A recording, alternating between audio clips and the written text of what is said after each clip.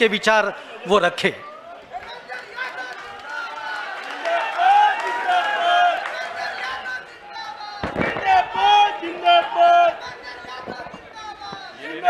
नहीं नहीं अब रहने दो,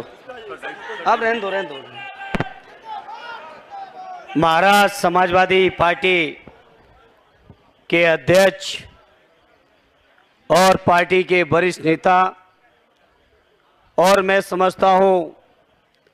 मुंबई और महाराष्ट्र के अंदर पूरे उत्तर भारतीयों के कोई आवाज है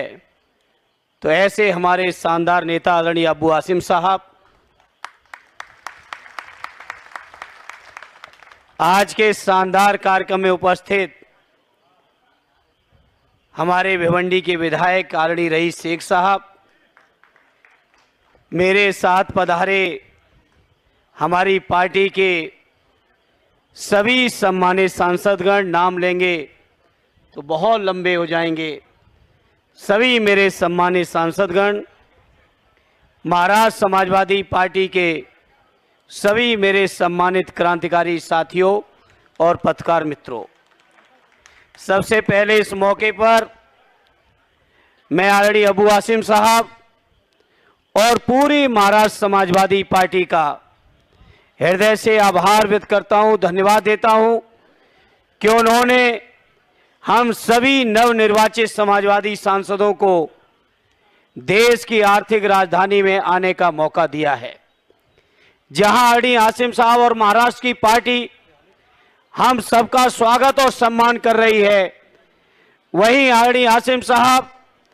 हम सभी सांसद इस बात का भी संकल्प लेते हैं कि देश के अंदर जब तक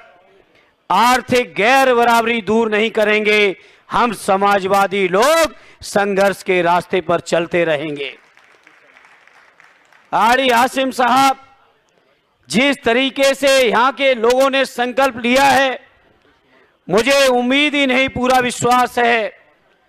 कि आदरणीय अखिलेश यादव जी ने जो झंडा बुलंद करके देश के अंदर नंबर 3 की पार्टी बना के समाजवादी पार्टी को खड़ा कर दिया है, उस समाजवादी पार्टी को राष्ट्रीय पार्टी का दर्जा दिलाने में महाराष्ट्र के लोग कोई कमी नहीं आने देंगे। साथियों, आने वाला विधानसभा का चुनाव बहुत जिम्मेदारी का चुनाव आ रहा है और महाराष्ट्र की जनता ने जिस तरीके से महाविकास आघाड़ी या इंडिया गठबंधन को जिताया है, मुझे यकीन है कि आने वाली विधानसभा के चुनाव में भी हमारी महाराष्ट्र में ऐतिहासिक जीत होगी इंडिया गठबंधन की, और उस इंडिया गठबंधन को जिताने में हमारे समाजवादी साथियों का बहुत महत्वपूर्ण योगदान होने वाला है। साथियों, आज इस मौके पर मैं अपने महाराष्ट्र के लोगों, मेरे महाराष्ट्र के कार्यकर्ता साथियों, आपको ये यकीन दिलाना चाहता हूं, ये जो 37 MP हैं आदरणीय अखिलेश यादव जी के नेतृत्व में, जैसा कई हमारे पूर्व सांसद साथियों ने कहा, ये भारतीय जनता पार्टी के लोग जो संविधान बदलने का ख्वाब देख रहे थे, हम आज इस मौके पर महाराष्ट्र के लोगों आपको भरोसा दिलाने आए हैं कि हम समाजवादी साथी कितनी भी बड़ी कुर्बानी देनी पड़ेगी तो देंगे, लेकिन देश की संविधान की तरफ किसी को आंख भी उठाने का मौका हम लोग नहीं देंगे। मेरे साथियों, उत्तर प्रदेश के अंदर जो पीडीए का फार्मूला आदरणीय अखिलेश जी ने चलाया है, ये फार्मूला केवल उत्तर प्रदेश तक रुकने वाला नहीं है, इस फार्मूले को पूरे देश के पैमाने पर फैलाना है, और फैलाना ही नहीं है, हम इस मौके पर भरोसा दिलाते हैं अपनी पार्टी के सभी सम्मानित सांसद साथियों की ओर से कि समाजवादी पार्टी जब केवल 5 MP थे, उस समय भी मजबूती के साथ पीडीए के लिए, समाज के दलितों के लिए, पिछड़ों के लिए, हमारे अल्पसंख्यक मुसलमान भाइयों के लिए, हमारे गरीब लोगों के लिए जो संघर्ष करना पड़ा था, हम लोगों ने किया था। लेकिन अब जब 37 सांसदों की ताकत के साथ संघर्ष होगा, तो अपने दलित पिछड़े भाइयों को, अपने मुसलमान भाइयों को ये यकीन दिलाना चाहता हूं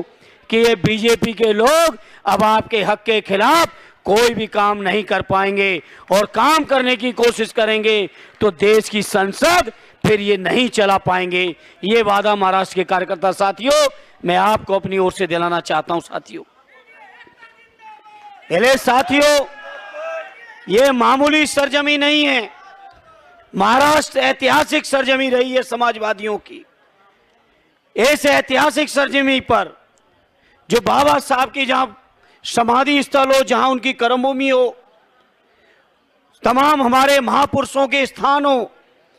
ऐसी महाराष्ट्र की सरजमी से हम यही अपील करते हैं, यही उम्मीद और प्रार्थना लेके आए अपने उत्तर प्रदेश के लोगों की ओर से कि आने वाले विधानसभा के चुनाव में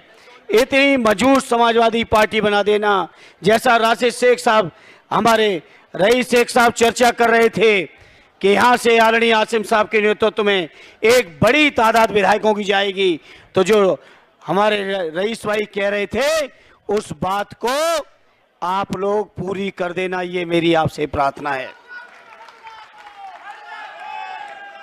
और इतना हल्ला बोल देना कि विधानसभा के अंदर हम समझते हैं 2 विधायक रहते हुए बहुत कम समय मिलता होगा आदरणीय आसिम साहब आपको, लेकिन वो तो आपके संघर्ष का मादा है जिसकी वजह से महाराष्ट्र की जनता और समाजवादी पार्टी की आवाज को आप बुलंद करते हो। लेकिन मेरे महाराष्ट्र के कार्यकर्ता साथियों, इतनी ताकत में भेज देना, कम से कम देश के अंदर, महाराष्ट्र के अंदर समाजवादी पार्टी का और नाम बुलंद हो सके, ये हमारी आपसे अपील है, प्रार्थना है। इसलिए आज इस मौके पर जहां हमारे महाराष्ट्र की समाजवादी पार्टी ने सभी हमारे माननीय सांसदों को बुला के जो स्वागत किया, जो सम्मान दिया, जो व्यवस्थाएं की, उसके लिए मैं पूरी पार्टी की ओर से महाराष्ट्र समाजवादी पार्टी का मैं हृदय से आभार व्यक्त करता हूं, धन्यवाद देता हूं और उम्मीद करता हूं आज का ये कार्यक्रम